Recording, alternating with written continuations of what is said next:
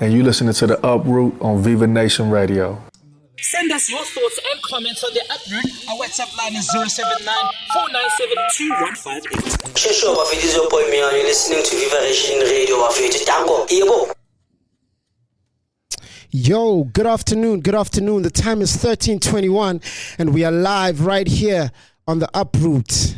Just in case you didn't know, the Uproot is that show that always brings you the most interesting, most informed, most talented individuals, and we always like to talk to them and get their insights on things, right? So, as I said, today is a very different one because it's a Tuesday. You know, the Uproot is usually on a Monday from 12 to 3, but we always make exceptions because, you know what, we need to keep informing you and we need to keep you up to date. And today I'm not rolling solo. I'm rolling with Andy Signs and a great gentleman by the name of Mr. Adil Crown Prince Nchabeleng.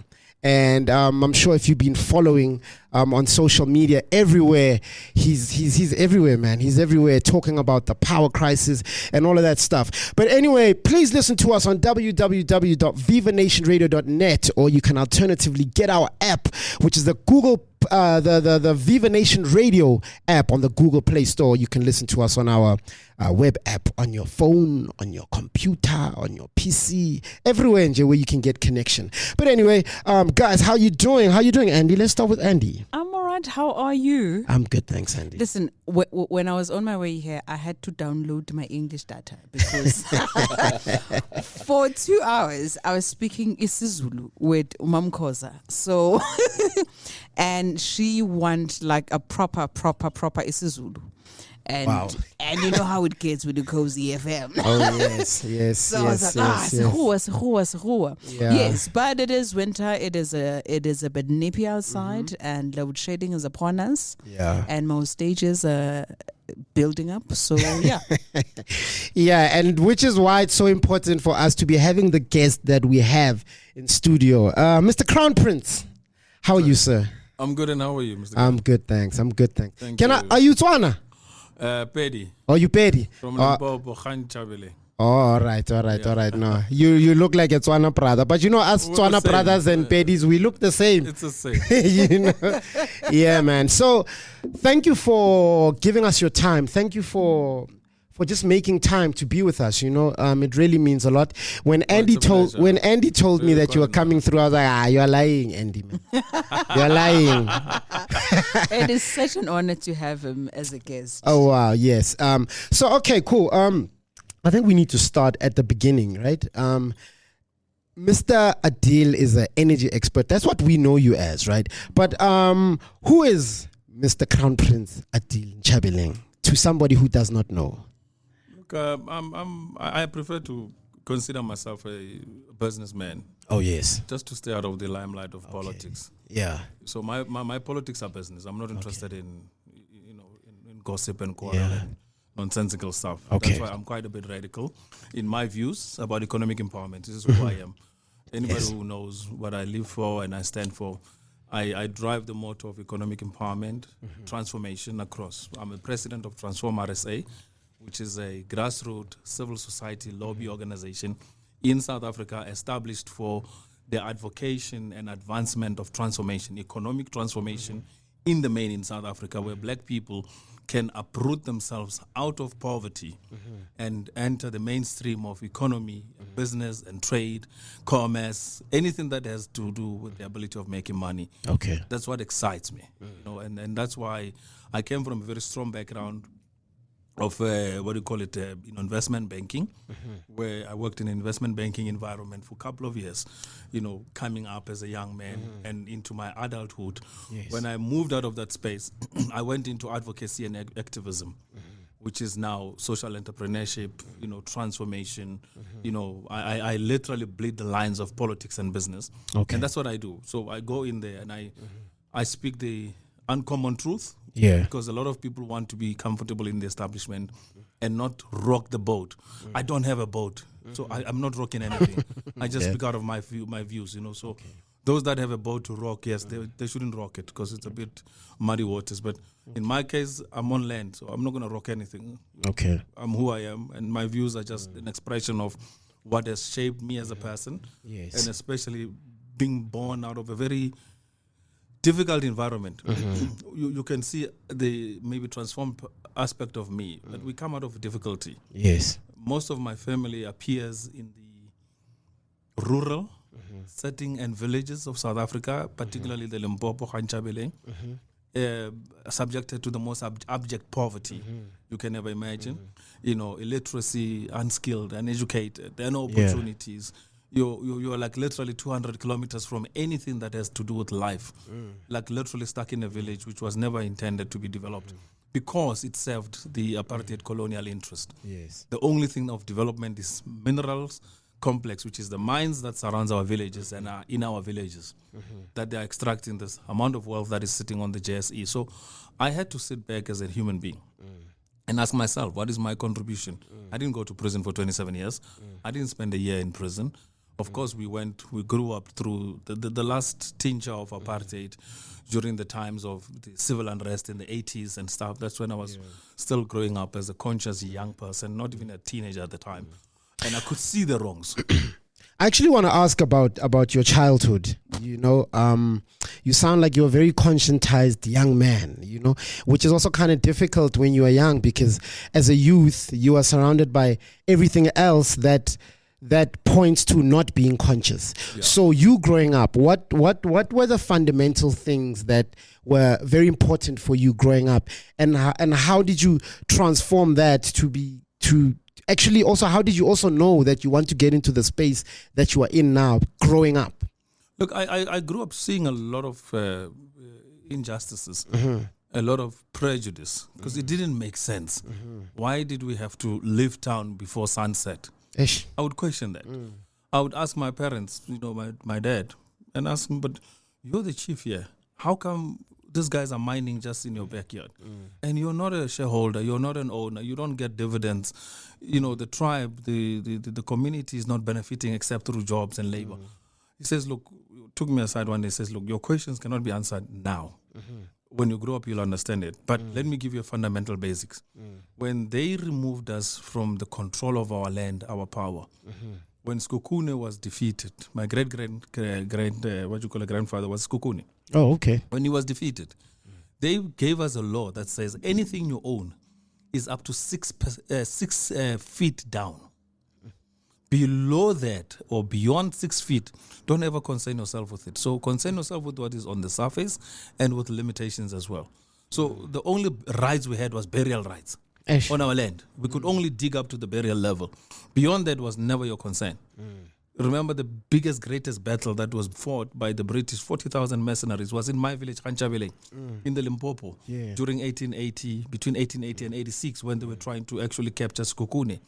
And when they were fighting against our tribe's empire. At the time, Skukune was one of the most well-known kings in Africa and in Europe, and was actually known to have amassed a lot of wealth, minerals, riches, power in terms of a nationhood and everything. So the entire war came down onto that, Nchabeleng, copy there.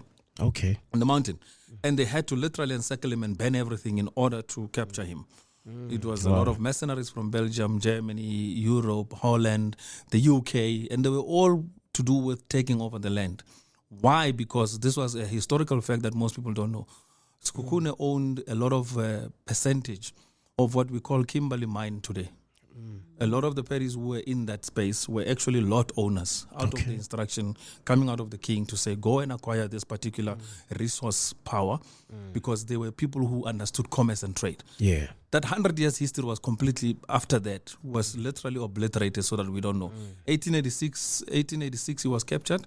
After being captured and sent into prison, and thereafter literally incarcerated here at King Mampuru prison, they made sure that they took over the annexation of our land. And out of that, they created the Kimberley mining process. Yeah. They literally legislated it and they made it into a process. And then from there, they brought him back on the conditions that he's never going to be involved at anything. And within a year, they killed him through his brother, Mampuru, by the way. And he was no longer a force to be reckoned with. And the British could relax, because the last South African tribe to almost be not colonized because they never occupied our land. We're still the most freest people. You'll never find colonialists except farmers who bought pieces of land in the area. But you'll never find a colonial machinery. So the last colonial outpost which they wanted to take over, they couldn't, was the Limpopo and the Nchabeleng people under the Sekhukhune leadership and stuff. And that is why the whole battle was fought on my village. My name is Nchabeleng. My surname is Nchabeleng. Nchabeleng, but the village I come from is called Nchabeleng. Yes. So we are the people of the village of Nchabeleng. Wow. And that's why I come from the royal family. And Hence you're the crown prince. in the yeah. So that's a history that most people don't know. Why we have the rebellious spirit, for instance. Yes. The more radical, the more focused on why we are a people. Because I think a lot of people live without knowing their history and roots, and they forget their purpose on this earth now. And they forget the inequalities and issues that actually made us to be where we are today as a people. 100%. Which is why this show, the Uproot, because our name is the Uproot, we ensure that such information like this, especially for our young stars, so that we know who we are and we know where we come from, so that we know how to move forward as well. In terms of your village, has any of this information expanded to the young people? Is this information out there? If, as a young person, can I access this information and work the land and make wealth, because opportunities in this country are becoming scarce and scarce? Yeah. None. We have the most barren, the most undeveloped, the most boring, the most untransformed land you can imagine. The only thing that's happening right now is a retail center. Okay. The rest of it is just abandoned, nothing. And it's just one or two government offices, very scanty, nothing to really write home about. It's just a municipal office, that's all. But the rest of it is hospitals, clinics, and then people, The usual. taverns. So there is nothing that we can talk about transformation, because you must understand the mindset of colonialists. When they took over from a people, they didn't just take over your land, they erased your being. They literally did away with who you are as a person and made sure you forgot any link prior to any link into your future. You're not supposed to exist. And that is why they become perturbed. But what then happened that was helpful to conscientize our people, if you recall in history, there was a man called Peter Nchabeleng, my great uncle, who was one of the strong, fierce freedom fighters. Was very agitated about the situation of apartheid and took it on. They called him the Lion of the North. One of the biggest, most active detachment in South Africa political out of the ANC was actually from our village, Nchabeleng, led by Peter Nchabeleng, who trained most of these guys that you see, right up to even the level of presidency. Most of them came out of the hands of Peter Nchabeleng, out of the Mkhonto Wesiso training, conscientization, political education, understanding, because he was a trade unionist, he worked in the corporate space, he worked in the industrial space, and he understood, and he was actually one of the early Robben Islanders. Mandela, when they arrived at Robben Island, they arrived finding him there, completing his 10-year sentence of defiance against apartheid. So there is that rich history, but a lot of it, due to time and memory, has faded out. People are no longer politically conscious. So it's left to people like myself who understand the lineages. And then growing up in the environment, having to literally, because our village is about, 50 or 40 kilometers away from my township, Leboagomo, where we moved from into Leboagomo, which was a township at the early days of apartheid. And there you could see, that something is amiss here. We're in the middle of nowhere. Yeah. And there's a town somewhere. And that town is the one that's buzzing. And you guys are left in this place. And it doesn't make sense why you're there. It's just a township. And when you ask the questions, but why can't I move closer to town or be in town? You're told these restrictions that you can't live in town. You can't be in Polokwane. At the time, it was called Petersburg. And you can't enjoy any of what they're enjoying because it's only reserved for the exclusive few, which were the whites at the time. And we fought very hard against that, because I never believed in discrimination. I don't believe in this concept and notion that I must be an African and not enjoy my privileges of my own land. And somebody from outside Africa can come and have the full total privilege and control. They lived very well. I mean, if you can imagine Petersburg at the time, which is Polokwane today, it was highly developed. Yes. It had the most incredible economy, people and everything, mainly whites. Our people were workers. Our parents went there to work. They went there to literally create an economy for this white establishment, which was an outpost for apartheid, Pretoria at the time. And they could control the mineral reserves. Then it was copper, it was gold, and then it was the platinum in the area, and it was all the other minerals that were scattered, like your tin as well as aluminium and all of that, steel and stuff. So it was quite interesting, but we were on the periphery of it. And they created this so-called Leboa government at the time, which was headed by, they would call them, I think premiers or something like that. Before the premier, it was called something else. But, people like, for instance, in Venda, they had Mpepu. In Limpopo at the time, Leboa or Leboa, at the time, they had somebody called Patudi, who created the town called Leboa, and then created that little establishment where they were doing the public administration, all the offices for the province itself at the time, because Leboa was a province of the apartheid homeland. And it operated like that. And most of it was just people who worked in the administrative space. Blacks were not allowed to be entrepreneurial. The only business you were allowed is Eshabin. And even to have that, you had to fight for. The only business you were allowed to have was what? A nightclub, which was only one person, or a butchery, or a little supermarket. And that's all. The rest you were literally cordoned off from doing. And you would not be allowed in mining. You would not be allowed in high specialized skills. You could not own your own mine. Even though the minerals were right on your footstep, you were stepping on it daily. They would not even give you that privilege. So that's the kind of stuff that agitated people like myself, and the history of our political history, knowing our heritage. And we took it very bitter, quietly so, growing up, to say we're not going to allow these things. Poverty was never something that defined us, because we come from a very rich heritage. Yeah. I hear Africans say we were kings. When? If you have that memory, trace it back and actualize it. And actualize. But half That's of true. them, they talk about it in echo. They echo something that they have never related to. We know we were kings.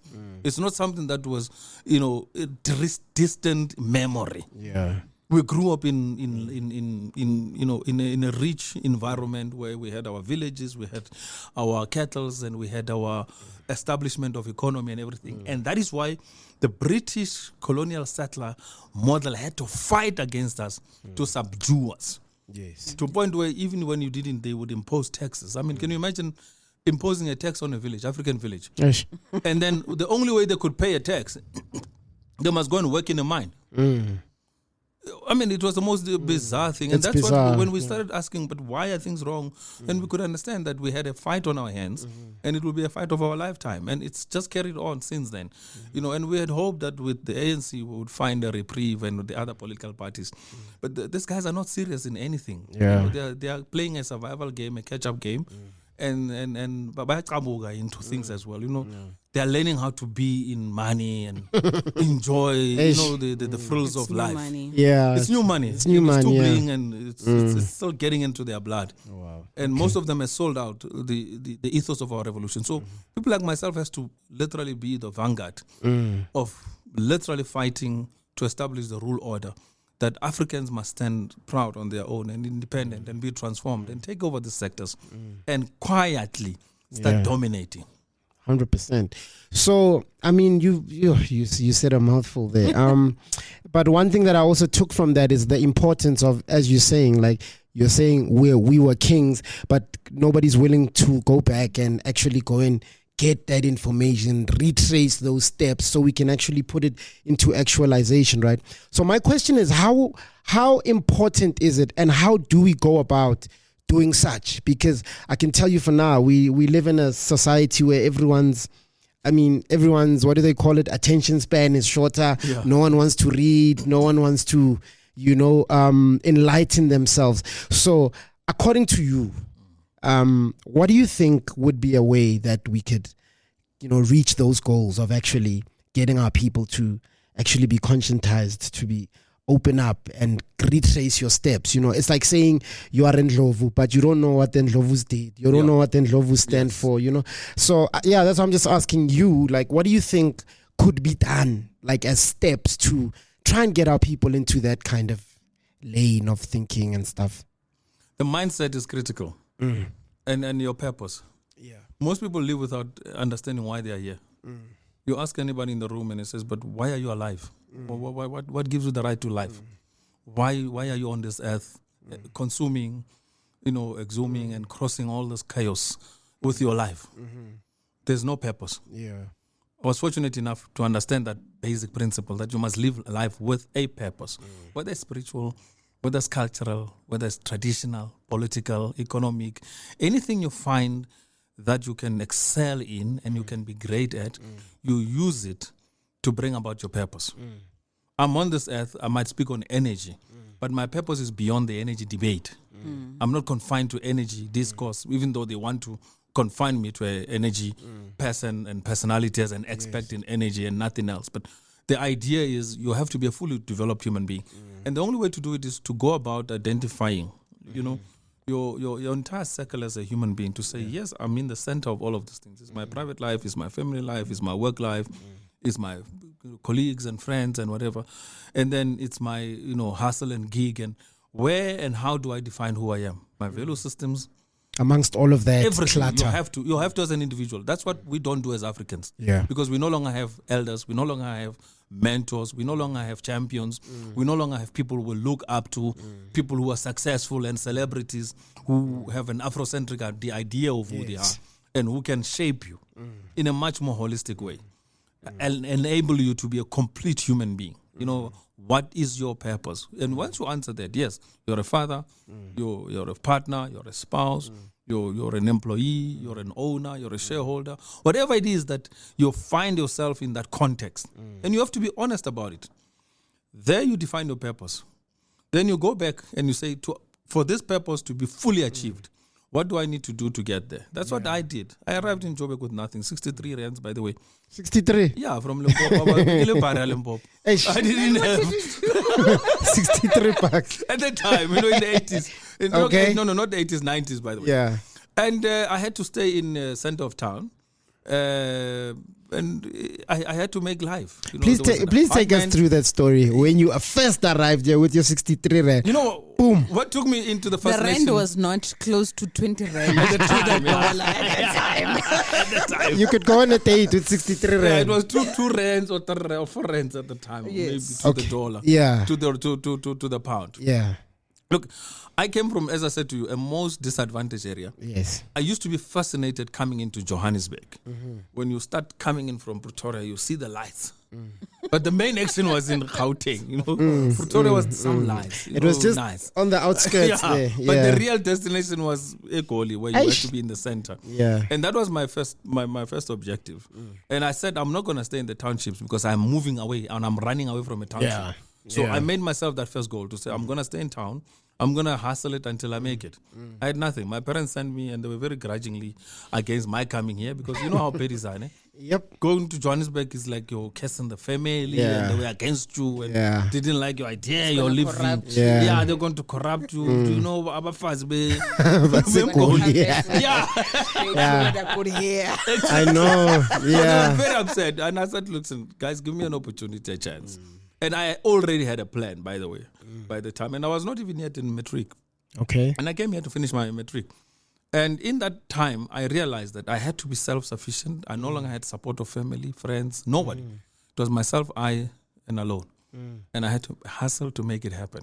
So The little money I had, I could buy my change. As I said to you, arrived when I finished everything. I was 63 rands. I bought uniform. I had some cash for the month.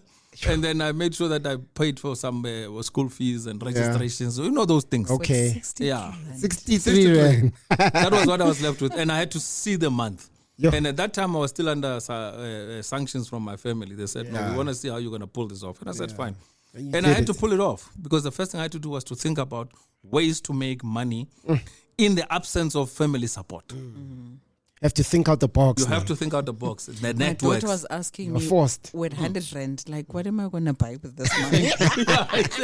Yeah. And she's in grade 3. Yeah. She says, what am I going to buy with this? You were supposed to take away 27 rand and say, here's 63. See what you can.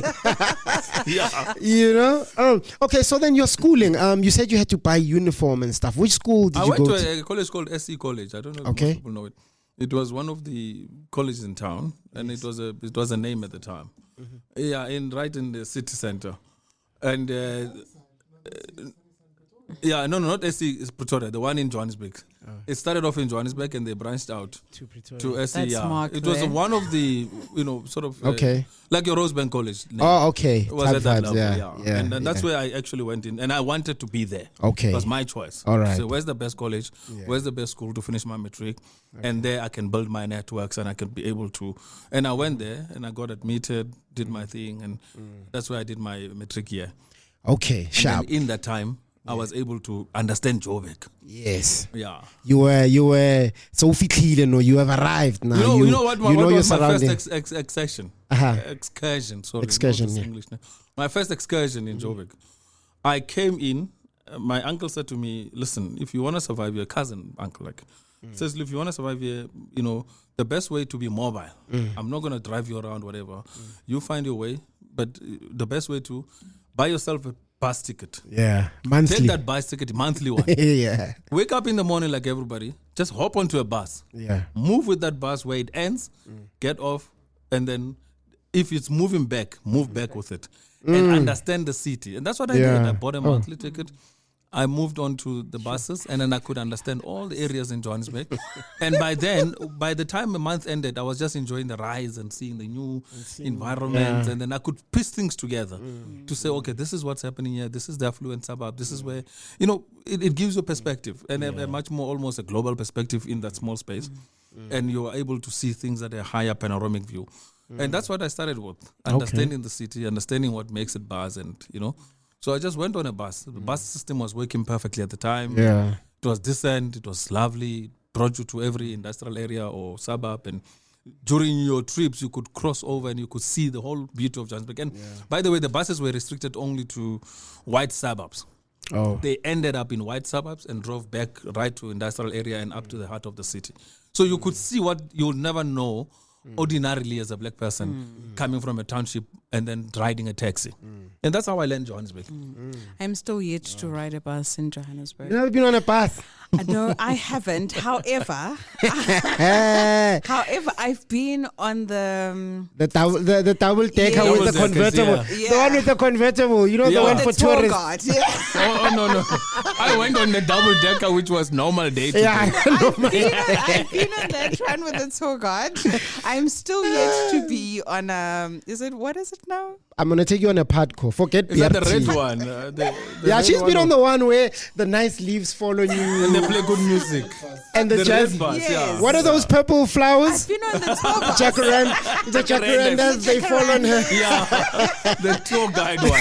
That's the tour Where they speak guide. to you politely. Yeah, they speak too nice. We didn't go on that one. I've been on that We one stood on with a queues. very lovely lady telling us the history of Yeah. Of the jacaranda of trees. the jacaranda trees Wow. in Johannesburg. But just going back to energy, I was asked this because we were talking about that we're going to have you in studio. And someone was asking that, what are megawatts in simple terms? Because everyone is looking, energy, megawatts. This and what is that? Like in simple, Megawatts. yes, if we're Just to explaining explain it, it to, yeah. just to in just- simple Simple terms. terms. Yeah, simple yes. You see, the word mega means big, right? Yeah. So anything that exceeds 1,000 is called a mega. Okay. Okay, and the watt part of it is wattage of your electricity output. Okay. The real term is called, what you use in a home is called kilowatt hour, produced from a megawatt hour transmission in the network. Okay. That's the most closest to coming. So mega is 1,000 above. Gigawatt is when you're taking those thousands and removing the zeros. You call them gigawatts hour. All right. So that's how it's defined. So mega, to simplify it, mega means big, 1,000 and above. And watts is the electricity that is transmitted. Okay. It's called watts. Actually, one of the founders of the word watt comes, I think, from James Watt. Okay. If I'm not mistaken. You can check it. I could be wrong with the first name, but the last name is Watts. Okay. And he created something called a Watt law. A what law? A Watt's law. Yes. So in the Watt's law, that's where you study the fundamentals of electricity. What is electricity all about? Because it all emanates from the watts that you generate. And those generation of those atoms that are converted now into electrons, those electrons are transmitted onto the transmission line, power lines, they receive you. And it's not something you can see tangibly. That's a miracle of science of electricity. You can't see it, but it's something that you can experience. There's a light effect of it because there's a device that benefits from the wattage that comes into the light and is able to illuminate. So when somebody says megawatt, it's just above 1,000, and you start calculating it as a mega. Anything below, they will call it kilo. So it's a kilowatt goes to megawatts, and then it goes to not terawatts, a gigawatt. From the gigawatts, they'll even go up to the terawatts and whatever.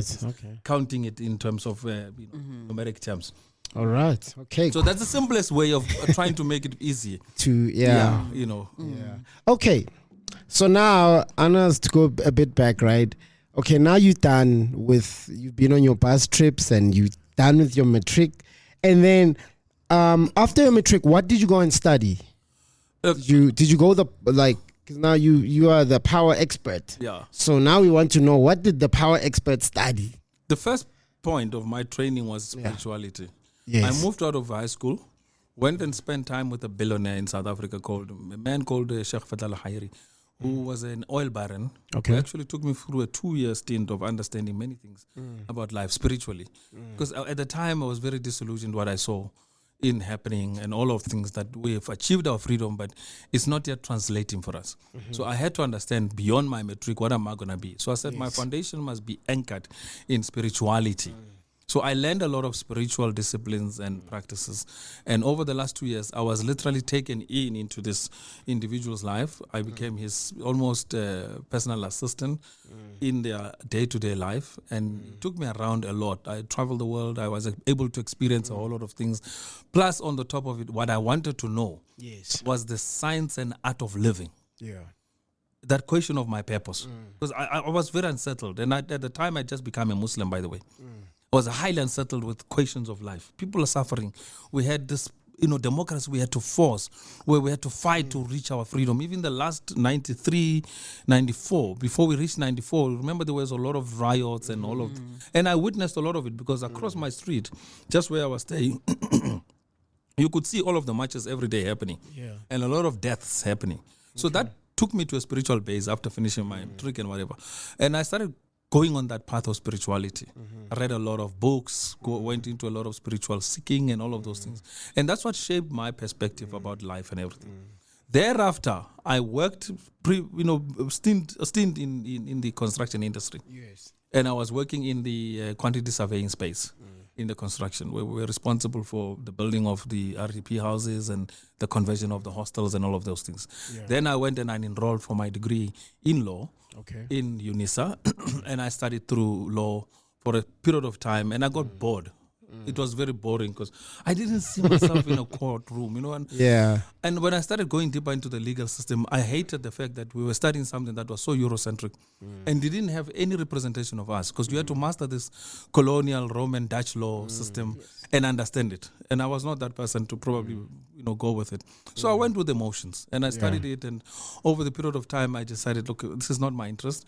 Then I went and I studied business. Yeah. And currently I'm doing my MBA in finance. Okay. Yeah, and sustainability. So that's my anchor of energy. And I managed to get out of law, get into business. From business, started commerce, because my passion was always been commerce. Okay. And in there, when I went out of law, I went straight into the corporate environment, and I was trained from a law background, got trained into investment banking. And that's when I saw a complete different background. Most people in investment banking come from engineering, come from law, they come from sociology, some come from science, some come from philosophy. It's a whole lot of people, but they take the most talented people, put them together, and they give them the most complex problems. Yeah. And there is money that you can use to solve those problems. So you manage billions. Oh, wow. You manage projects. Whatever you see today, there's always an investment banker behind it who put it together and strapped it. Yeah. Whether it's a formation of a company, an industry, a sector, an economy, whether the president is speaking about the budget, the people running that treasury budget are investment bankers. They are the ones who are deciding how you're going to be spending your midterm, what, and all of those fancy terminologies that the minister always comes out with. The people crafting it behind are actually investment bankers. Yeah. And they are the ones creating the laws for finance and economy and sectors. So that's what fascinated me. And I went into that space and I was thoroughly trained in that space to understand how to identify the sectors, understand portfolios, put up structures, mergers and acquisitions, your hedge funds, your private equity funds, all of the jargon, the previous, investment bankers, whenever they speak, they'll lose you. You will not understand things. They'll speak good English, extremely highly polished, but half of the time you won't understand anything. Half of the time we are confused, like, hey, man, what's going on here? Yeah, exactly. And they always come up with this fancy, private school commentary, which I lost a while ago in my life. And I wasn't fascinated with the accent. I don't know how to do an accent. I'm still a bit raw. You're still a bit raw. But that's great because that's also relatable. Relatability is also just always so important, right? Okay, sharp. So then you got done with that course, right? Yeah. And the spiritual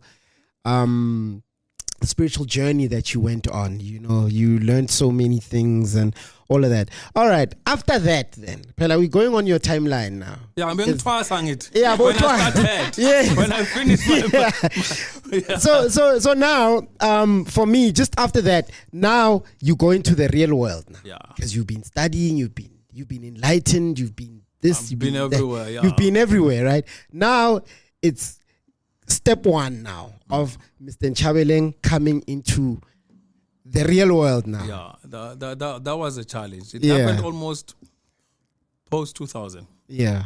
When I now started literally taking on the journey of my own personal life, taking everything I've learned in the process, and now being a corporate person, and I saw how hard the world is. And I became, first thing I did, I got married, settled, because our religion, Islam says the first thing you must do is marry. Yeah. We don't date as in conventional dating. We must settle and do things. And Get if you want married. to see Hold on, somebody so you you see like, someone you don't date and you just marry? no, you have to marry.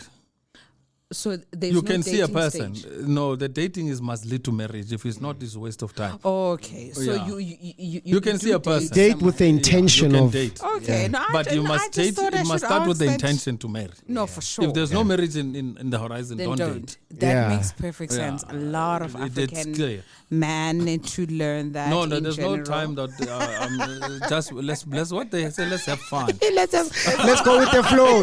Let's go with the flow. I like Let's that very flow. much. Any Muslim man who comes to you and tell you Yes. about dating or tell you about liking you, I should go. you must to ask them, Muslim what is your areas. first intention?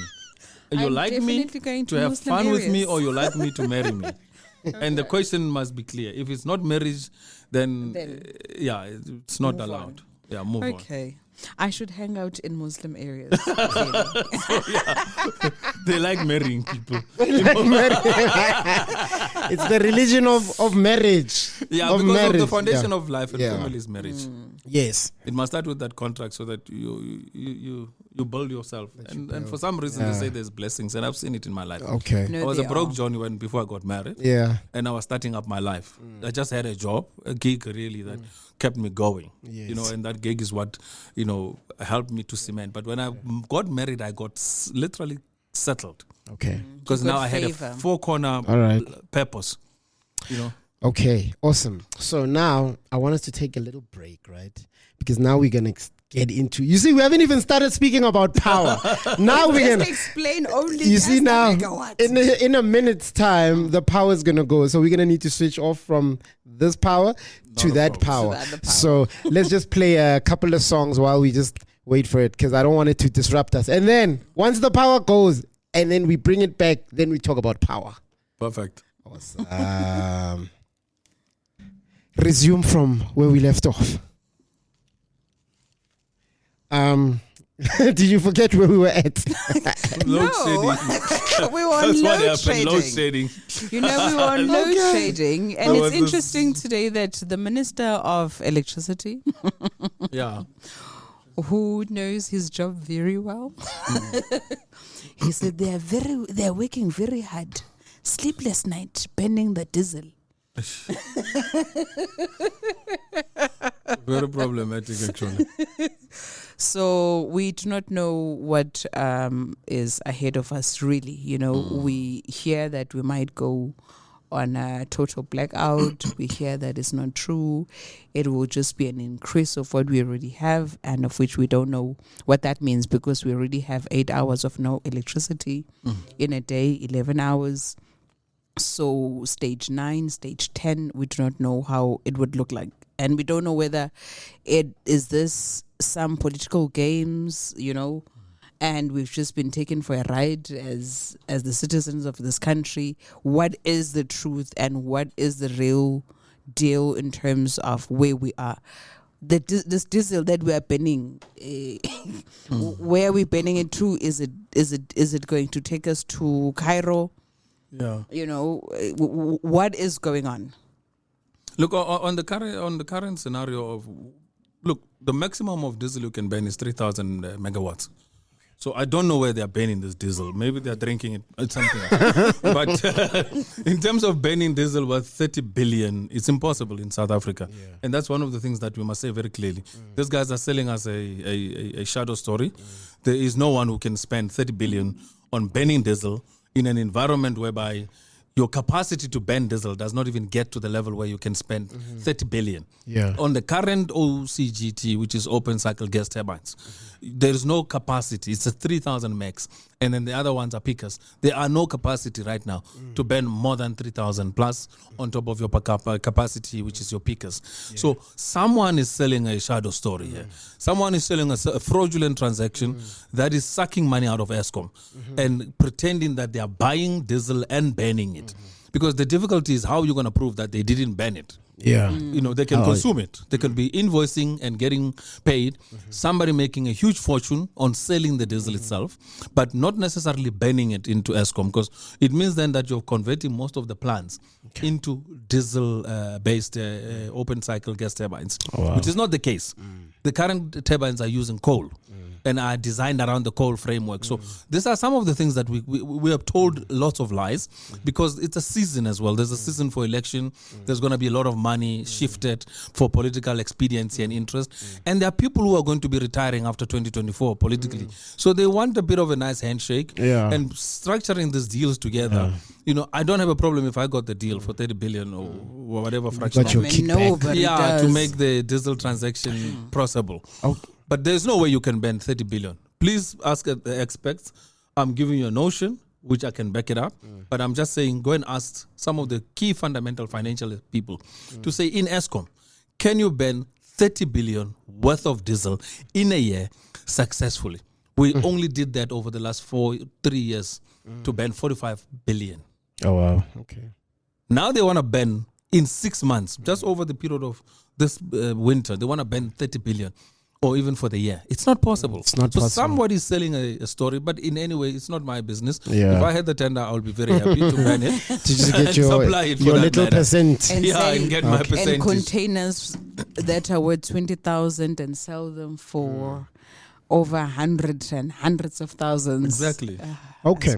So my question, right, is because I've realized that a lot of us South Africans, we don't understand what's going on. We see lights going off, we see all of these things, but nobody really understands where the root core of the problem is, So I want to find out from you, right? How did we find ourselves in this situation that we are in as a country? Look, we inherited a perfectly well-built power stations, a power system in South Africa. In that power system, it was designed mainly for key industries, your mining, agriculture, and industrial. They call it a coal minerals complex, which was dependent on coal. And coal was mined and then taken into the various value chains, the sectors, like your steel sector, like your, cement sector, like your export sector, building of the rail, making sure that there's in industries. The current history, by the way, of Vereniging Van der Bijl Park, which was created by Dr. Van der Bijl at the time, where they created an artificial river and a stream. What you see as the current, I think, the Vaal River. The Vaal, yeah. The Vaal River was drenched which means was created artificially. Okay. There was, a path, but it was not a river in the nature we know it today. So what they then did, they drenched it from Lesotho because of the Lesotho highlands, the water flowing in. They made sure that there is water access to the industry which was created in the Vaal area, that Vaal basin, which is now an industrial complex for steel, for aluminium, for stainless steel, for creation of a variety of components around the steel industry, plus again for converting coal into other gas products. So when they created that whole thing, they had a problem because apartheid apartheid was created as a wartime machinery, which black people should have actually learned that lesson to say for our economy to survive, think around wartime. Remember, all empires are based on war. Historical, ancient, Roman, you call it Egyptian. They were all war-based empires. Nothing existed except there was a war and a threat to your sovereignty. Yes. And as a result of that, they had to create. So apartheid was created as a wartime economy that had to survive against the sanctions, as well as the fact that it was oppressing the African nation, majority 80% of the population, annexing their land. And they had to be prepared to literally subdue them at any time. That is why when you go to townships today, all townships are built around, and this is a fact, by the way, are built around something they call a dolomite area, which means at any point, we just have to do a certain explosions. We can change the tectonic plate of that area, and we can sink it. That is why there are now sinkholes in certain areas where you just find an area opening up and then sinking because of it's all dolomite. So they selected all the dolomite-based areas and they placed townships on because then they could, if there was any issue that they would feel unsettled about, they could sink that Just township. sink the township with its people. What you call the Golden Highway, which was based on the cement highway, which was built on cement rather than asphalt. It was built on the same basis that they could land all the big Boeing, like your Russian Antonov, huge planes for war as a runway because they needed the cement rather than the tar, asphalt, in order for the takeoff and landing.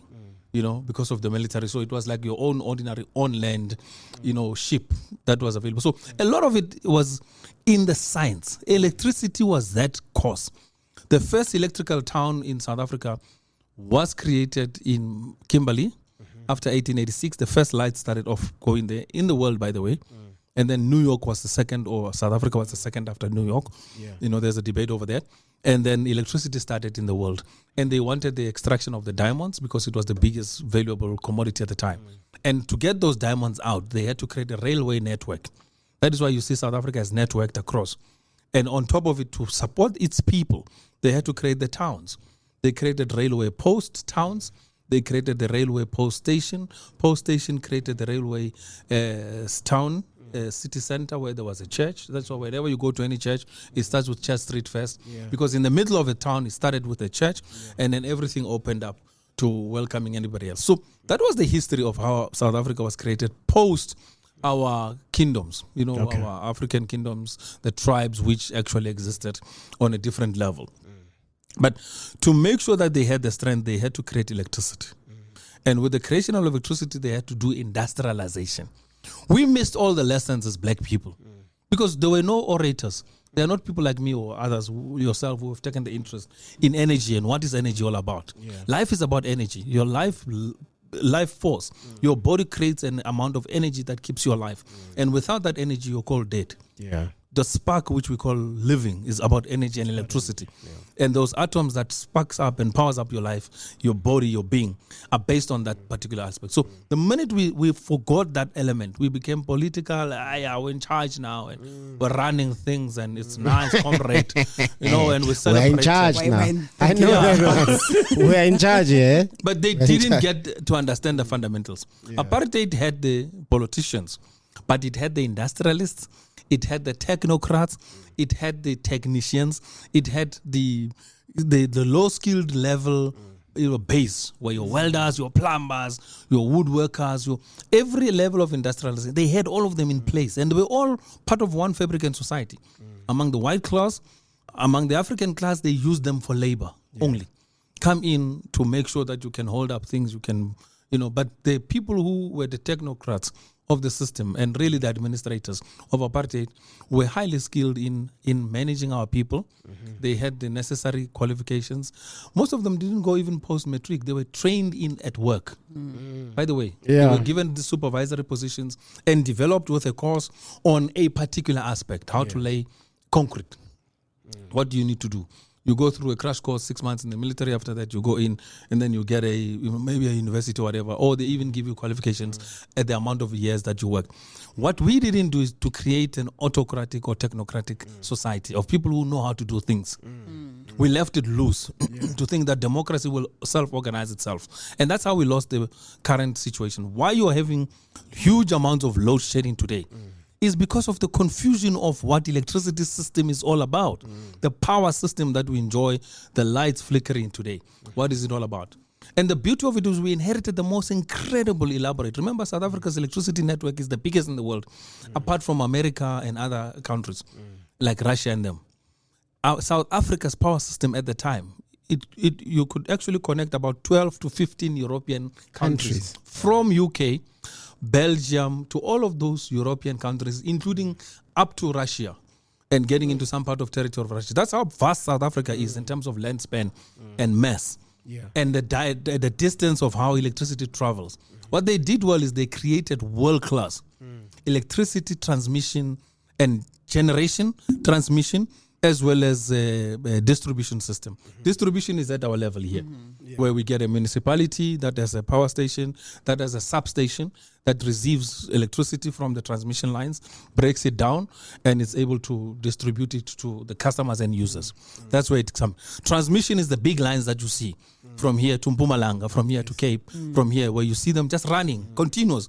Imagine where you were given a project, a tender, to say, comrade, this is your project. Here's the amount of we are eating, Go build this power line.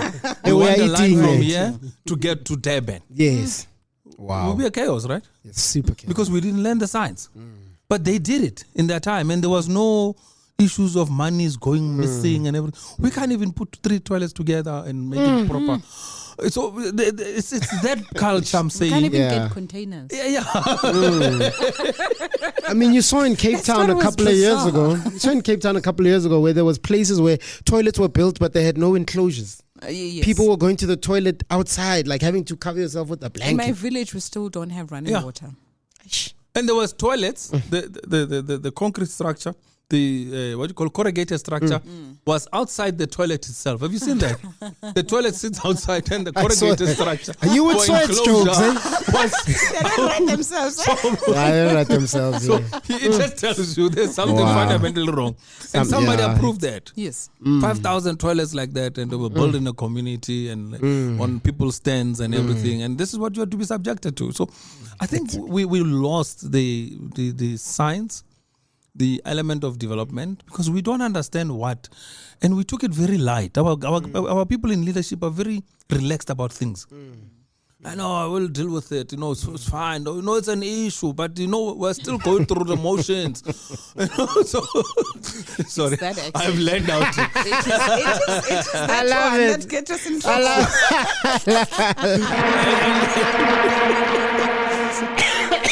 I love it.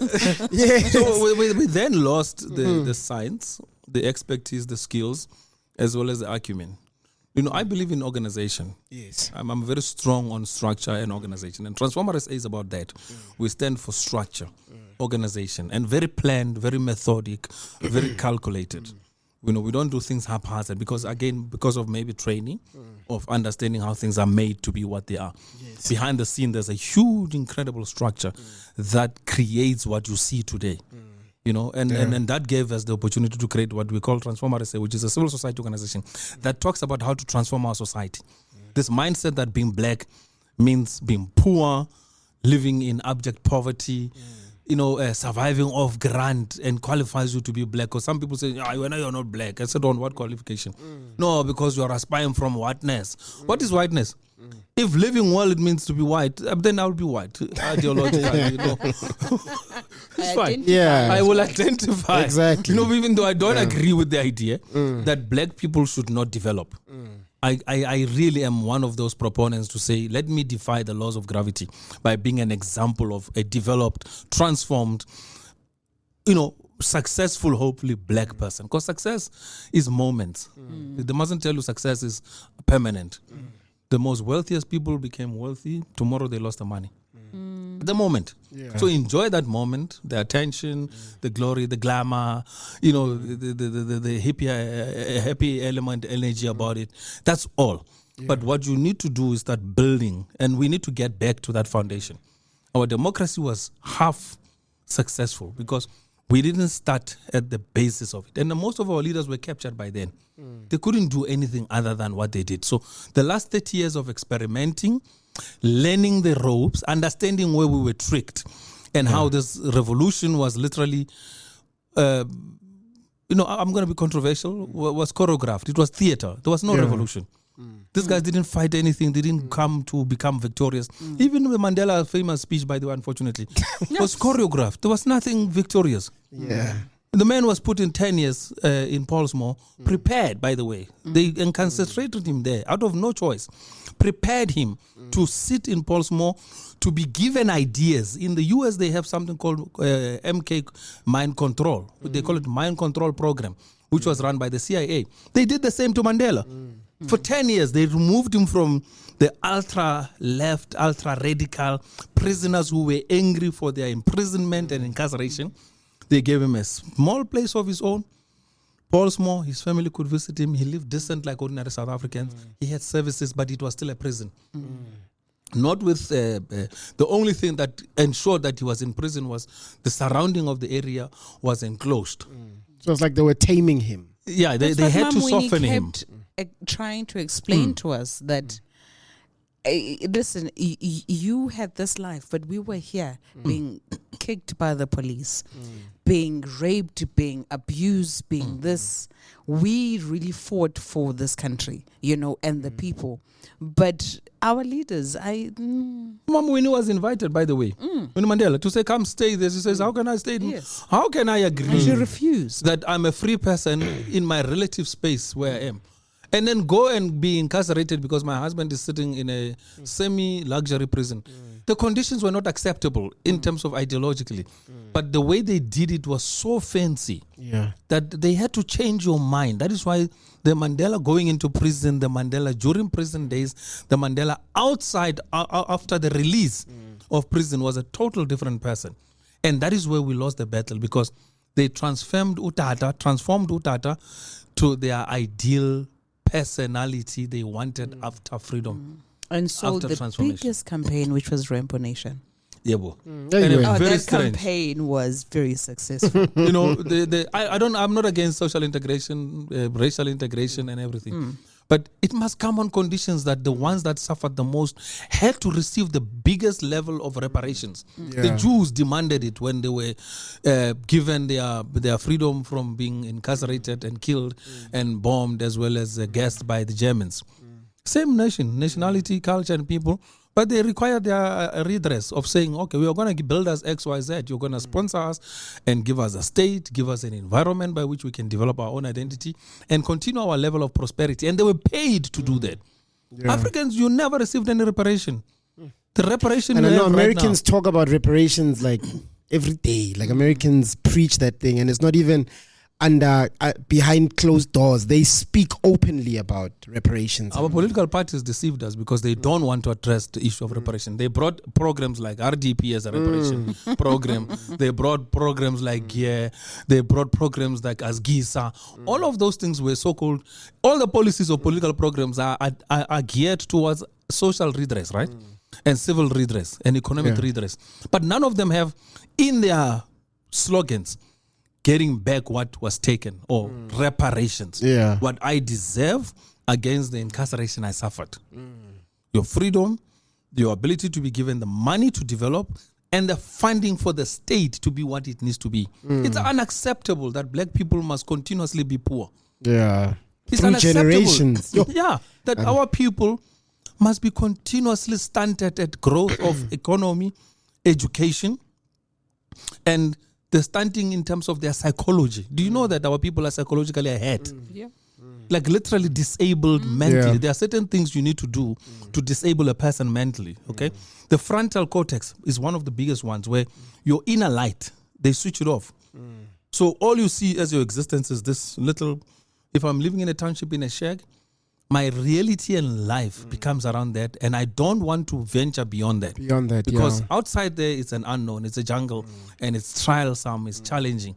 And that is why the groundbreakers are the ones that breaks out of the prison of the mindset. So they created the programs to destroy us. They started with Mandela.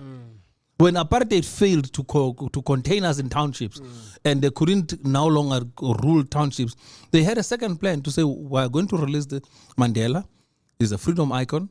Everybody will listen to him, but under our conditions. That is why there was no talks of removing the minds out of the control of the Boers and the whites and the British, as well as the Anglo-Americans. There was no longer the call of giving South Africans. Like you go to the Arab countries, every Arab citizen born in the Arab country is a dividend owner of the resources of his country. Of the country. The oil as well as the gas. He is a multi-millionaire. Some are billionaires out of that one dividend. You're not going to struggle, you're not going to suffer because you can buy labor, bring up people to work for you, to do things that you need, but you are already a multi-millionaire. This is the condition as South Africans we should have received because of our minerals, our resources. And as a result, there's no crime even. That Nothing wrong. is- Yes. They do it in Europe. Yeah. The European aristocracy who worked where? They don't even know the condition of working in a mine. This boy they took in the military, who was it, Harry or this other one? The radical one who doesn't listen to the family. Oh, Harry. Yeah, Harry. Harry, right? Prince, I love him, by Harry. the way. They took him to the Love military Prince. to go and learn Yes. the finer aspects and shielded him from the real war experience. And because they need to know how to control a nation. And he was set up. Even his other brother, William. William was trained in the military. The father came from a military background. So we should have had a program. Electricity was created out of military conditions. I'm repeating it because they don't talk about it. It was created out of military conditions because they wanted the protection and the guarding and the preservation of their society as the white apartheid state. And the only thing they could do to protect that state was to create the might of their military apartheid regime backed by the power of electricity. And that is why electricity was a big thing for them. They didn't mess around with it. It was state-owned, state-controlled, and it was a state machinery for power. Not just electricity you see in the house. They could power industries. They could make sure that they had one of the best military complex in the world. All right, military-industrial complex. If you can relate it to the industrial complex in America, the military, the same was existing in South Africa. They used it to power industries. They used it to give grants to farmers. They didn't pay for electricity to farmers in the apartheid days. And they were given all sorts of support. Any implements they wanted to have were created through electricity. So when you get into the history, the socio-economic element, the geopolitical essence of electricity, you'll realize, Guti, these politicians are playing with us here. They're taking us for granted because you find the frustration of coming home and not having lights for 2 hours. That's a very serious psychological problem. After a hard Soon day's you'll be work. suffering. Change your sleeping patterns. No, you'll be suffering Yes. psychologically in a few We years are already. of some kind of a crazy mental condition of being stunted by this experience. It's the most painful thing. After coming from a hard day's work, like you've been working for 9 or 10 hours, then you come back home to no power. For example, I prisoner. switch the lights off before just because I can't take it Mental. mentally. You can't take the zoop. Yes, that's what it just feels like I'm being someone is just ripping something and taking it Solitary forcefully. isolation. Yes, so I switch it off and Just before. I get my candles, my lights, Eish. my this and create some peace nyana, some So you've been you've been taken through the solitary isolation program of Yes. a real world prison Yeah, that's prison. on a like. concentration Yes. camp called South Yeah. Africa. Every day they coming hit back you. from boom. lockdown. 8 hours, 12 hours of stage what they call it stage 6. It's not stage 6. It's beyond stage 6. All right? And they hit you with this program repeatedly over 300 days. Tell me 5 years, 10 years down the line, you'll be a normal person at some level. No, can't be normal. You won't be normal And- because you relate your world view of things is related to disruption. Yes. stuntness. Your growth is, you're not sure. You cannot trust in anything. And mental health issues they even arise because anxiety. Just that anxiety of power's gonna go now. Our kids do not know a place where there was no load shedding. Exactly. And it's They scary. mess up It's scary. because their life keeps on getting disrupted. That's why electricity is a big issue. And I hope next year it will be a determining factor for political power. Anyone who's going to vote on the basis of mass hysteria, we will give you this and that, and they don't attend to. Let's talk about electricity. power, brother. Yeah, that's so- what we need to tell them. Like, no, we hear all these things. We're saying, What about power? what about No, power? you can't patch a road. You failed on You gave us a potholes. minister who claims proudly so that I'm still awaiting to hear what is my job. No, poor guy. Sham. Look, Hossein is a friend of mine. Yeah. But he was set up in that portfolio to fail almost. It's a nice job. He must enjoy it. It's an experience. It's the first time we've had a black person run Minister of Electricity. There are elements that are joyous, but there are elements that are fundamentally non-joyous because we know behind the scene that the Americans are running his department program on what he must be driving. So he's not driving his independent. And on television, they cannot broadcast this because they have censorship challenges. Yes. The advertisers, whatever, might feel a bit whatever. But on free speech environment, you can say these things. The man, unfortunately, has to drive certain interests. And those interests are, unfortunately, against his plan to bring back the power plants that needs to be restored, refurbished and everything. Because there's not much money in focusing on repairing power plants. The biggest chunk of money is starting a new power build program of introducing the so-called IPPs. With the IPPs comes all the renewables technology, and then all the renewables technology becomes the anchor of our society, which means for what we are building one, we must build 10 in the future at the cost of what we have lost for the one. All right? 10 times that. It's not feasible. And they are using Africa as a bedrock because it's no longer in the days where you can come and occupy a country and take it over and put their people into slavery. Things have changed. So the only way to actually put people into slavery is to indebt them financially. And that's what they're doing with these IPP programs. It's financial indebtedness and sovereignty control of your ability to become an independent state. So I'm saying this thing that electricity... So we must always be reliant. It's a military weapon. And we take it very light. Our political parties don't think deep about this program, that this is a military program. Go to Africa. How come all over Africa they received their liberation and freedom? Over 60 years, in the 60s, most of them. Today, 60 years down the line, they are still underdeveloped. Not even 2,000, 3,000 megawatts of electricity. How come? South Africa was the only one that had over 35,000 until we added another 10,000 plus other IPPs. Why? You ask yourself that question, you'll find the answer to why they are pushing for our underdevelopment. Switching off our electricity, ramping up this load shedding stages to come to a point where you must give up and give in to the new program. And then clever blacks will tell you about how economically efficient we must go into green. Look, the technology is not yet there. You understand? It's like somebody saying to me, it's better to fund a space expedition when the population of your people here are suffering and poor. Says, no, let's take all this money we have put together and then just take one man to the moon. Your people don't even have basics here. They can't eat. The Minister of Communication can set up his own email. I'm just like, if we were to say, sir, So that's an can you just set up your own, not website, not No, just fully email. just email. So you see when I say to you, this is an military industrial system that we have failed to uphold. Not because we didn't know. Most of them it was out of ignorance. How we select leaders in society is problematic as well. Mr. Gunn can be good at taking 10 guys and putting them into a taxi.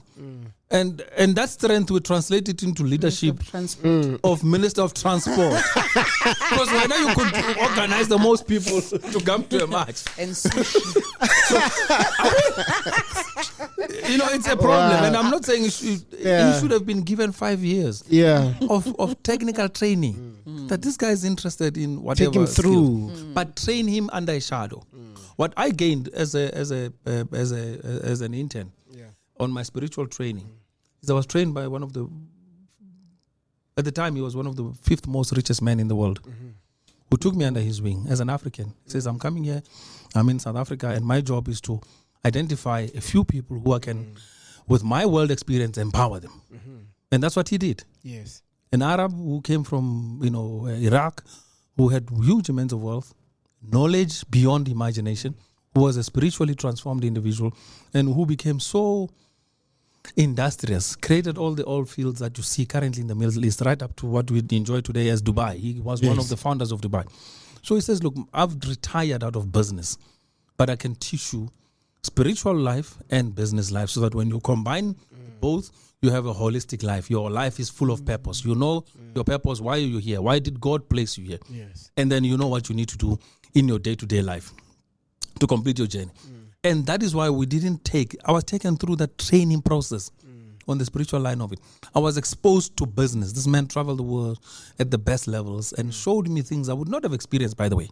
I would not have learned as an African child anyway, because we didn't have such godfathers, rich dad, poor dad. So if I had to write a rich dad, poor dad book, I would have this similar experience, because I had a poor dad who was a proper man working in South Africa, putting us up as a family together, and showed us the possibility. Then I had another rich dad who showed me beyond the scope of horizon on what you can achieve, and he was very generous and giving.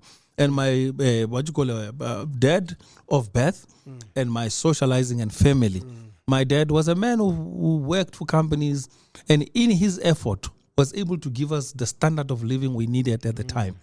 And gave us the best of it. I mean, we were considered middle class at the time, and we were able to travel, move, and everything. And he gave us the best of the middle class. He earned well, he lived well, he traveled and everything. Then I got a super, experience on the other side, where I could see the world with my other rich dad, who showed me the world as what it is and what you can do with the possibility. So you need to train our people.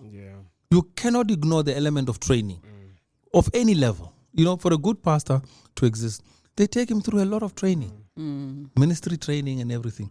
For a good engineer, they take him through a training, trial and error, understanding, knowledge and everything. For a good craftsman, a skilled person, in the investment banking world, they train you. I couldn't understand it. You get there, they tell you this is the way you must dress. This is the way you must eat. This is the way you must sit. This is even the point where when you wear a shirt, they tell you must wear a white shirt with cufflinks. You only had 2 options, and the least one was blue shirt. The only one was white. How you must wear it with cufflinks and everything, your jacket, your trim. It went into such minute details, because people buy what they see in you. Today it's lovely, it's laid back. We've got the Elon Musks, we've got the Mark Zuckerberg, the young lighties in tech, who are saying, no, forget the rules. Let's talk about the fundamentals, the skills itself. Let's go into coding, programming, technology, the science, the fabric of it. They are all building, and they're all trained in that facet. And they're brilliant. You can't break them in that. They can create miraculous systems. But behind them, there are what we call giants of industries that fund them and gives them direction and creates corporations and companies. Here they talk about BEE in South Africa.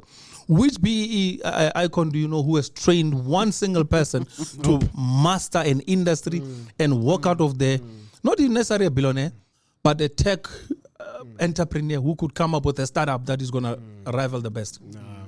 We don't hear stories like that. There's no basis. So Transformers say we are advancing very fast to create that basin and pool of young people. But it starts at ideas. And then whilst we're discussing these things, there will be a godfather somewhere, or a big dad somewhere, or poor rich dad somewhere who comes along and says, look, guys, I like your idea. Like how the other people do it. The Asians, the Chinese, the Indians, the Arabs, they do it now because they've got money. You've got the Afrikaners, they do it, they've got money today. You've got the whites, they're doing it because they've got money. The only people who are not doing it is black people. Motsepe is not doing anything on giving back to us as a society. He's the most selfish human being. He buys for himself and for his own entity, and the funders of his model, which are the same white people behind him. But there are no standing out individuals. I mean, in a crisis like this today of electricity, you should have had a president that says, guys, this is an incredible opportunity to create 10 solid power companies that are black. And they're related. Right now. Power, generation technology, transmission technology, distribution technology. In between that, you'll find every industry. Every industry. I'm not lying to you. I can paint you a whole map. This is what I do. because with that, other things are birthed inside it. Everything is there. Energy, electricity is the lifeline of life. You create those streams. Huge generation. What did the Chinese do to develop? They were poor. They were eating. The Chinese government promised their people, it says, look, in 40 years or 20 years, give us your time. There's not going to be elections. There's not going to be voting. There's not going to be the sectorial congress. So you're going to be chair. What that nonsense of gatherings and meetings and branch gatherings and stuff. No, they didn't bus anybody anyway. They didn't have these endless meetings and demonstrations. Wow. They had thinkers. They thought ahead. Thinkers. By the way, the Chinese system till today, you must go and ask any ambassador if he's truthful, he will tell you. The leading families of China today comes out of the empirical Chinese empire system. Their fathers were all coming from the empire. We're all emperors. Yes. No, Go emperors. ask. The 5 leading families that were the leadership rotates around comes from there. Wow. Those were the first people who started the Chinese Communist Chinese CCP, Communist Party. They were the first people who Chinese, but they had fundamentals. They had understanding of what needed to be done and how they could do it. It took them time, took them a while, but they did it. China was the same state as African countries like Nigeria or Ghana or South Africa was way advanced at the time, better than China at the time. Wow. 20, 30 years ago. But what they did in the last 30 years, it's fast track. You cannot catch up in the next 1,000 years, by the way. It's So gone. what do we need to do is we needed the real leaders with the acumen. That is why I went into the energy and electricity space to understand. That fascination when I was driving into Johannesburg translated into a lifetime excitement of life and a career of understanding the energy fundamentals. Nobody gets it better than I do, I can tell you. I get it from a total holistic. I'm not talking about just going into a boiler, understanding a turbine, understanding a transmitter, understanding a transformer, understanding a cable, where it goes. No, I get it beyond because I get the sciences of it. What creates the layers of a society and an economy and what creates the success of a society. You need to consume more electricity for a development of a child or a human being. The less electricity you consuming, like now, it's going to stand you years later, by the way. You will pay the price of not having electricity today with your development later. Industrial, economic, political, social, civil, at a geopolitical level in terms of your territory of growth and everything. And it's going to be worse because you're going to get more poor and poorer and you will be borrowing and borrowing. One of the reasons why they created electricity was to using coal. You know why? They didn't want to buy a single feedstock source from anyone. Not oil, not diesel, not crude, because they could create crude from coal. They created gas.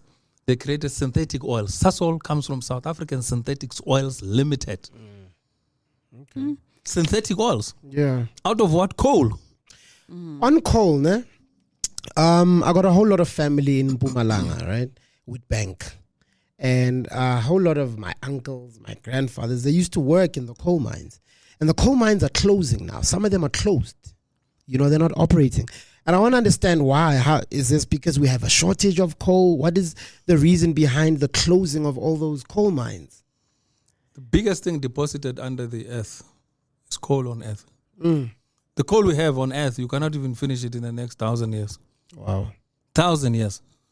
The current estimate of South Africa's coal is about 2,000 years. The current proven reserves is 400 years. So if you're to say 2,000 years, it will still be 1,600 years short of the reserves that we're sitting with. Not just coal.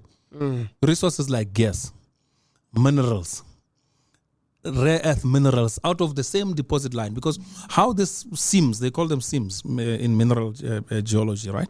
The seams that are created around basin. There will be a coal seam and basin, and in there you'll find the abundance of coal, and it goes deep, and some of it goes out wide, and lots of it is shallow. That is used, right? Then you have regions where you find platinum, and out of that, it was where the asteroid that was creating Earth at the time, with all of those gases and the moving asteroids, when they collided, they were creating Earth. Came to be formed there. And this is scientific, by the way. I'm telling you from the Earth, the science of electricity and energy. Energy was created through the world collisions of all forces and forms. As they were colliding, they were creating these basins and everything, and a form of life.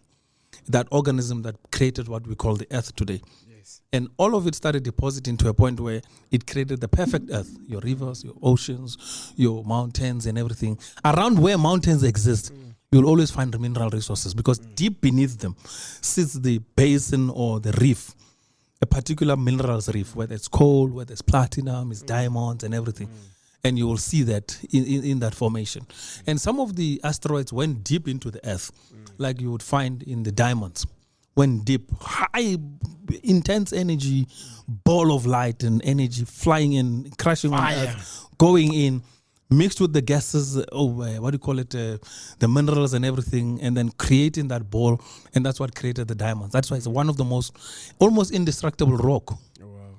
Because of its formation was out of deep earth, as well as a deep, huge fire ball. And all of it goes back to the sun. It connects back with the sun and the planets. Everything is connected. Yes. In that. So our guys are still like at a shallow level. Yeah, you deep, like you like that asteroid, like You know? They think of it like now there's no electricity today. The coal was just wet. As for the wet It's coal. all right, maybe tomorrow we'll find a good dry coal. Which is why at the Uproot we would invite the best guest, and I think we are definitely going to adopt Crown Prince to be a friend of the show, because the time has... it's flew and went beyond. Yeah, no, because the conversation is flowing. Okay, so I want to know, right? When I told somebody about we're going to be having you on the show, he said, can you please tell us how? Because apparently you said we can end load shedding in 3 months. Yeah. How do we do that? There are about 15 power stations in South Africa. Yeah. Out of the 15 power stations, most of them have units that are out of the 15 power stations, right? Yeah. All you need to do is put teams. And those teams must be given a clear brief, budget, and powers. The rest is what we do at a science, technology, and skill level. Yeah. So you need a guy like me who would be empowered, or someone like me, not personally me. Whether you want to go with Coco or take Brian or take somebody from the ANC who's much more experienced, like for instance Hosiensu, but they must know the mandate. And with that mandate must know that my timeline, my deadline is 3 months, which means his real deadline is 30 days to start bringing up all these units back into operation. The how part of it is the money I can make out of showing them. I'm not going to give them knowledge for free. I'm sorry. Yeah. They must pay for it. They must pay you. No, I love money. I demand top dollar for what I do. I don't work for free. You deserve top dollar. No, I don't work for free. I charge a serious amount of money for my knowledge. Wow. And that's what I do on a daily basis. I'm a consultant. I help people out of problems. I help people structure. I use my knowledge and skills to create the wealth, to create the money, and to create the resources that I live off on a daily basis. My family depends on my income.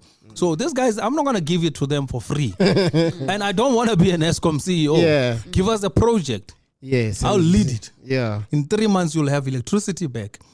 We will even give you that if you extend our contract, we will make sure there is no load shedding of the power plants that we are in charge of for a given period of time. But I don't want to be anybody's CEO. Get told and send around like a little child and get told off and whatever.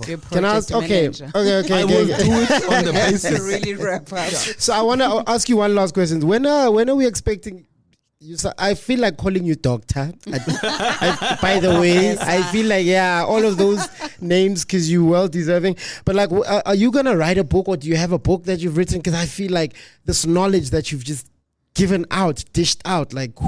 Look, currently I'm working with a lot of publishers, content creators. Yes. On media, like your newspapers. I'm taking a whole lot of my interviews, converting them. Yeah. Television, radio, and podcast.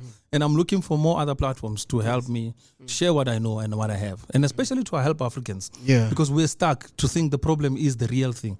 When it's not. It's actually a diversion for us. So those mediums that are available, I would engage because my skill is oratory, storytelling, understanding of things, and then being able to elaborate them and simplify them for ordinary people on a day-to-day basis.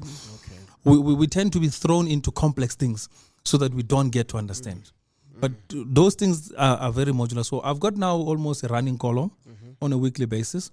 And I write my views and I write what I think and I write what I, like Steve Biko. I write what I like. Yeah, I write what I think. And nobody tells me what to write. Yes. So I've started that. Okay. I've got now, podcasts that I would like to be on, permanently on a weekly basis to share. I'm not that organized. I work on organization. Yeah. So I've got people behind me that organizes me on a daily basis. What I must do, how I must do it, where I must go and all of that. So I like that structure. Okay. So if it's structured, I can be part of it. Yes. My knowledge comes in because this is what I do. This is what I've perfected. Okay. This is what I'm great at. Electricity and energy is in my bloodstream, and it's something that ticks me because I know how it connects to everything. Yes. Everything is this energy. Issue of load shedding can be ended in 3 months. The first results, you should be getting them within the 30-day period of the power plants. But that person needs to be given powers. He must not be intimidated, not killed. He must not be put under heavy protection. He must be given heavy protection. He must be given altitude to decide. If I say this unit, we're going to get it up and running in 2 days because the science and fundamentals says it, you do it. We put a military-like style operation on projects and we work everybody to the bone to get that unit up and running in 2 days as we have expected, and we have done it. I had the privilege of studying project management in its totality. So I'm one of the experts in project management, by the way. Okay. It's not a skill that I talk about, but we can take you through that. The fundamentals of everything is based on how you plan and execute. Okay. But you must be protected. There must be no interference. Yes. They must do what they did, almost like in the apartheid days, where they gave these guys to create Sasol, to create, Petro SA, ISCO. There was no interference. There was no, comrade, no, we were just briefed now out of a current meeting and they said that the program must stop now. No such interference. For me. Get the money, get the people, get the program, and let's get it moving. And run it to its totality. Yes. We'll deliver you a proper functioning power stations. Right. These power stations are one of the best in the world, and they're still young power stations. Whether it is nuclear, hydro, coal, whether it's to do with OCGT, open gas cycles, open gas turbine cycles, open cycle gas turbines. Those ones are based on diesel and can be converted into gas. You can create your gas inland in South Africa. There are gas resources even using coal to create the gas you need. You can create the synthetic oils. We don't need to depend on any imports. Right now we're buying everything for our electricity. Even we want to buy the car power ship. You could do it all here. Capacity is here. But we don't believe in ourselves as Africans. Dr. Adil, Crown Prince, Professor Nchabeleng. Wow.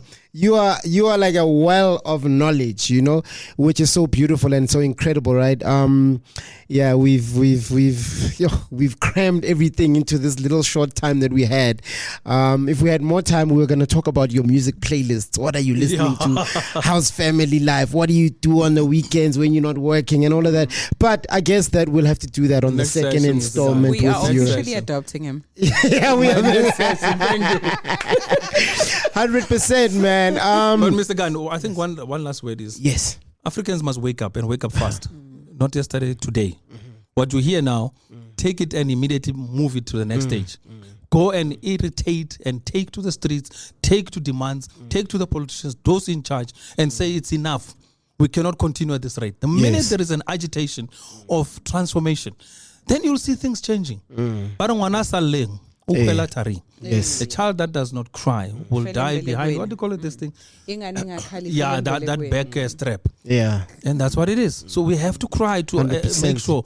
But we're too relaxed. And our leaders take that relaxation as our weakness and they use it against us. Stand up today.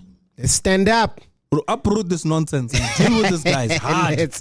We definitely need to No, do when you that. see a politician, do whatever it takes. Insult them. Tell them off. If you can spit So at they them, can do catch that. a wake as up. long as it's legal. Yeah, There's nothing wrong about spitting at a person. So yeah, be ready, guys. So you heard that? You heard that from Doctor. You are officially Dr. Nchabeleng now. Like, no matter what anyone can say. For us, you are our doctor, our professor here at the Uproot. And as you heard, man, it's been a very insightful one. Definitely going to be uploading this podcast to YouTube ASAP, because you need to get this information. If you weren't listening, you can go to YouTube, the Viva Nation Radio page on YouTube and channel on YouTube, and you can get this information. But yeah, man, it's been a wonderful one. We've been hanging out with Dr. Crown Prince Adil Nchabeleng, and it's been a wonderful one from the Uproot. I'd like to say goodbye from Mr. Gunn. Goodbye. Mr. Andy. And goodbye. Thank you so much, Adil Nchabeleng. 100%. Thank you. Log on to www.viva